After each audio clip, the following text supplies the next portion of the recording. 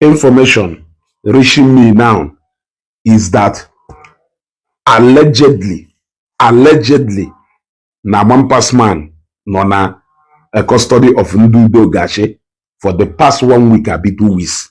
Leotago, nde no close to Mampas man. If always you na your update, we want to know the update of what is happening. According to information, allegedly, no be me talk amo. Na the news where I hear, be say na Mampas man for the past 1 week abi 2 weeks. No na custody nde Udo Gashi. Go nde no close to Mampas man. Nye na ye update. Now, I went through the Facebook platform of Mampas man. Wherefore, the Ife Soludo mere erika. Mampas man posted last post to make the na 20th of April. Oh, the happy Easter, my fans, one love. 20th of April to Tawo. Today is 14th, right? 20th of April to that is exactly 2 weeks. Exactly 2 weeks. Mampas man post on a page here. Even before that 20th, he posted again on 21st of March, which is almost 1 month before post on Komelu na 20th of April. Then he posted again na 21 of February, which means that from January till today, what it means is that na Mampas man post to close to 5 videos na Facebook page here.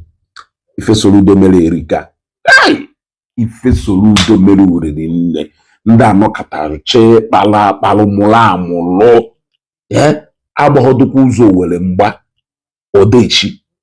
Anyway, just like I said, I heard, and the same way it was alleged that Mampas man no na custody of Nde Udo Gashi within the past 2 weeks, abi 1 week. I am not sure, but I just said I should bring it to Facebook. All when them well idea, they should tell us more. They should tell us more so that we know. It seems like a lot of things has been happening behind the scene that we don't know. When they are arresting Madite so loud, Worizie nwayọ jezie na atụrụ ndị ọzọ. Wozie nwayọ je na atụrụ ndị ọzọ. So unu nwere onye nwere information to this fact, or na aware, or Mampas man, at least let us hear from you so that we will be sure. We need to be shaking on all of you. Ma JCN, unu niile, ndị Morning Star ka ogono. We need to be shaking on you people, because unu tokwa very important to us, because no wukwa members of this Igbo community I know ne. So I ade shaki on ono. Ayaya na yono complete. So onwe a controversial nga dibi ma binankobe yino kata jecheki yonwe mango dubi yino kata na kpome ni jerife mango ke ma na yafie onwe kwu dala do na nkobe no kata ema onwe shop do ni hubi no kata ema no ma je ba je goli ife ke ma na yafu ya yotago kai we maro because okwo ka egwuregwu ana agola akwa ha na ha no go 2 months and then 3 months ayayari ya mari no nwe na ndes shorisu 3 weeks or 1 month without amaho, because some of them will disappear na Facebook do so alarming. Now no na manifi na eme do right. Yotago all na manifi na eme do right. From ife ụfọdụ n'ime ha yeji wee gbawa ọsọ.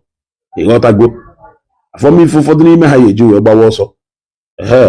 Somebody do JCN na re post to see another thing self. Has there a post anything concerning dibia-ship?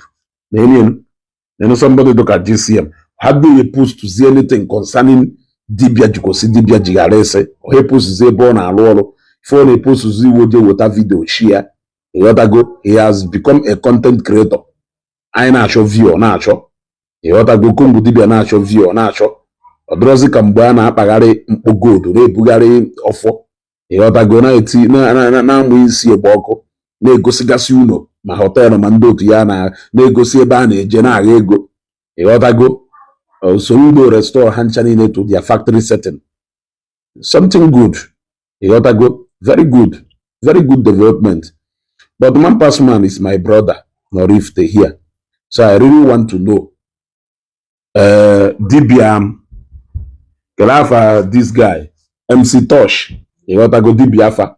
Achọ nke ịgba afa ka ị mara na ndụ mampasman ọdụzikori ịghọtago gbaalụ m afa mara na ndụ mampasman ọdụzikori mara na ude adụkwo mara na ude adụkwo ka ndị ọghakọsị mmụọ na ọghakọsị mmadụ webatara aka n'ebe ọ nọ ịghọtago ajọsụ mfụ that news flash somewhere alleged.